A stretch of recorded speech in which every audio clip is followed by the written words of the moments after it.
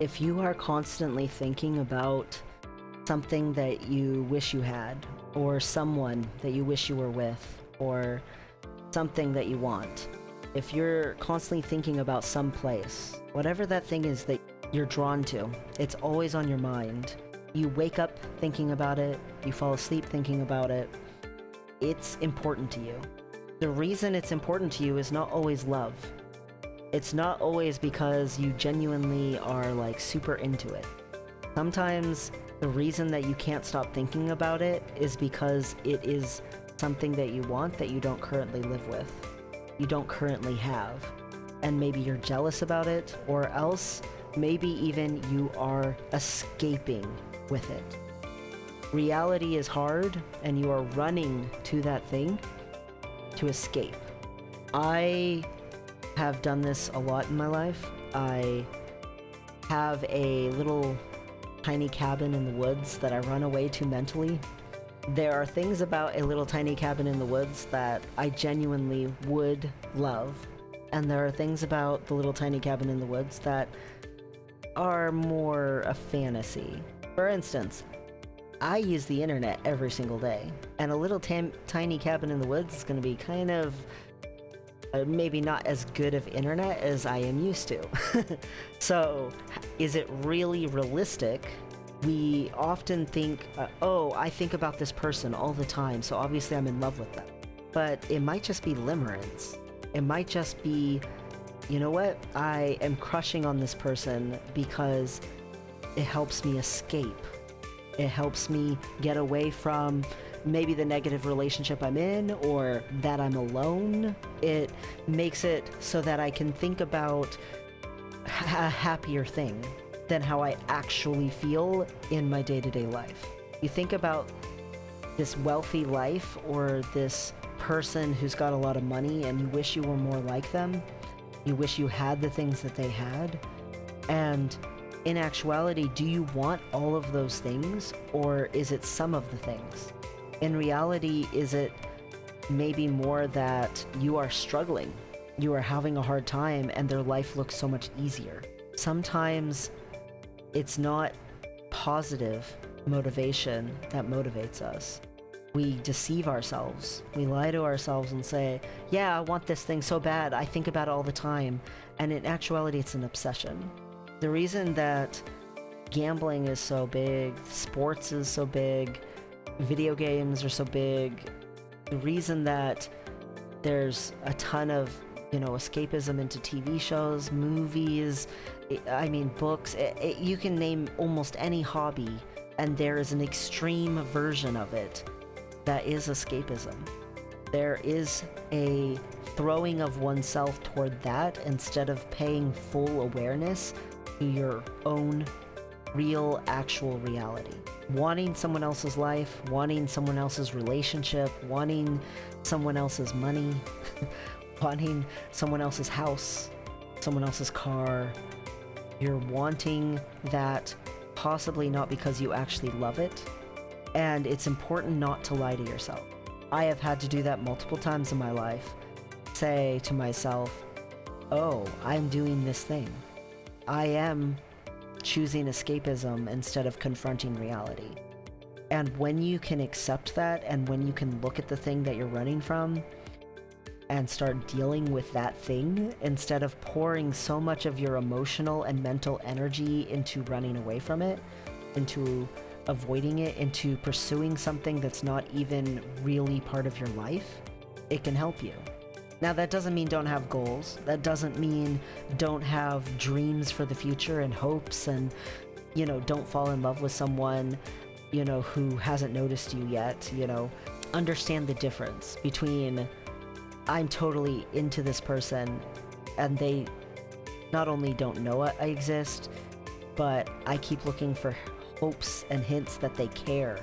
Don't keep looking at this financial life that you wish for, but you're not taking any steps toward it in any way. Don't keep looking at, wow, that person's home is amazing, but you're not saving up for it. You're not trying to get it. There's a difference between a goal and escapism, and you've got to be really honest with yourself and recognize the difference. You're torturing yourself.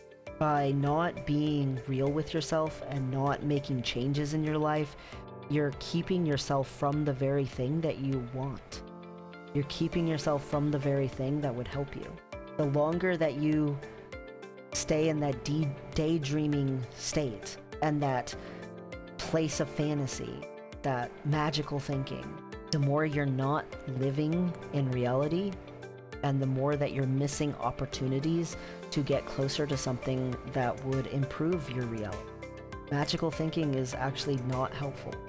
There is just such a difference between having a dream and dreaming without a goal. It's not purposeful, but you pour a lot of mental and emotional energy into it. You pour a ton of yourself into it, and you could be putting some of that capacity into actually helping yourself, into actually getting a good relationship. You're so busy staring at the person who doesn't want you, who wouldn't even treat you well, that you're not even paying attention to whether someone who's kind and good could come into your life. You're so busy looking at this person's finances that you're not even looking at your own finances. You're so busy looking at this other person's family that you're not investing more time into your own family. You're daydreaming about something instead of creating. And if you do it long enough, you can start to really believe your own perception. And you're not attempting to lie. It's very real and honest to you, but it's a confabulation. It's not an actuality. And you live partially in a fantasy land instead of living in your real life. If you don't like your real life, there are things that you can do to improve it.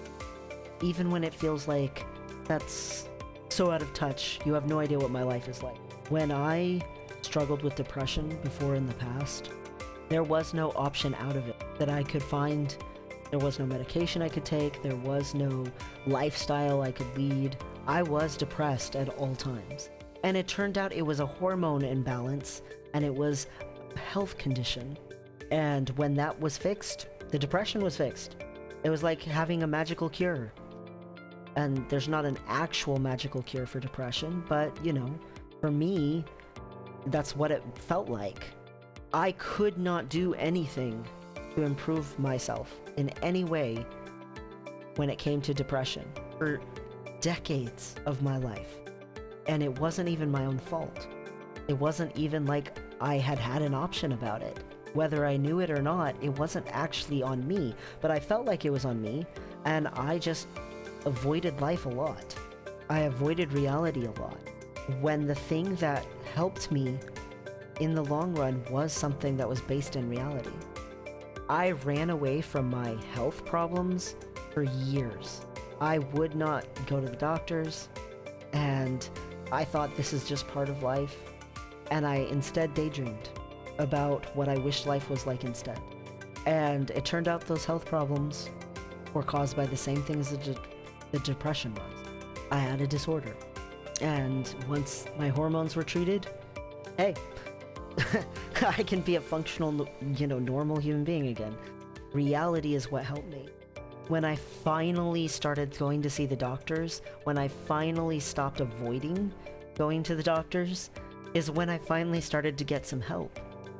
But I had built up a fear of doctors. I had built up a fear of the medical system. I had built up a concept in my mind that all they cared about was insurance money, and they were just going to do whatever they had to do to get as much money milked out of insurance as possible, and they didn't care about me. I convinced myself that I was better off, and in actuality, I prolonged my own suffering. I have gotten in relationships before with people, and I should never have been in a relationship. But I deluded myself into that relation instead of pursuing something that would be healthy for me. I have been in financially bad straits because I avoided the embarrassment of talking to anyone about my finances to the point where I was starving. And still, I wouldn't talk to anyone for so long. I prolonged my own suffering by living in a fantasy world instead of in reality. So if you are thinking about someone or something or some place or whatever it is all the time, you think about it so much, it might be a looping thought from anxiety about your own actual life, and it might not actually be that you want that thing at all. It might not be healthy for you at all. It might feel better emotionally to do that escaping and go to that magical thinking and hope that that place is where you can just mentally stay. But in actuality, you're prolonging your own suffering. You matter too much to waste away thinking about what you wish for instead of doing anything. You're too important to throw away like that.